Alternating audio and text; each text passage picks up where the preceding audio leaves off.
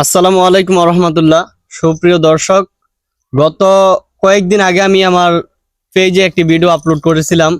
এই মতলব উত্তরের pump house সংলগ্ন যেই গাজীপুর রয়েছে, দক্ষিণ গাজীপুরের ফাতিহাকে নিয়ে একটি ভিডিও আপলোড দিয়েছিলাম।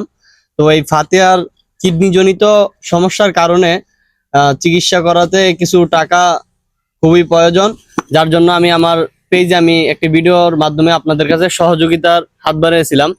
তো সেই জায়গায় মোটামুটি আলহামদুলিল্লাহ কিছু টাকা আমি সহযোগিতা যাদের কাছে চাইছি, অনেকেই আলহামদুলিল্লাহ সহযোগিতা করেছেন এই বাচ্চাটির জন্য।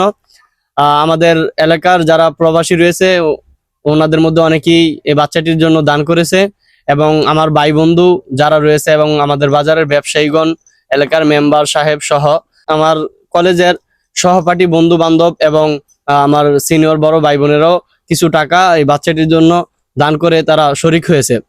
তো আজকে আমি কলেজ শেষ করেই বাচ্চাটির জন্য এই টাকাগুলো আমি ওনাদের বাড়িতেই চলে আসলাম। সরাসরি বাচ্চাটির মায়ের হাতে আমি টাকাগুলো তুলে দিলাম। এখানে কিছু টাকা আছে, এই যে সবার জন্য দোয়া করবেন যারা দান করেছে। এর মধ্যে রয়েছে আমাদের এলাকার কিছু প্রবাসী রয়েছে, দান করেছে। আমার সহপাঠী বন্ধু বান্ধব সবার কাছে ওই বিষয়টি শেয়ার করছি। সবাই কিছু টাকা যে যা পারছে আর কি দান করছে। আর আমার কলেজের ছাত্র ভাই বন্ধু যারা রয়েছে সকলে কিছু টাকা করে দান করছে। আমার বাচ্চার জন্য চিকিৎসার জন্য সহযোগিতা করেন, সবাইকে ধন্যবাদ।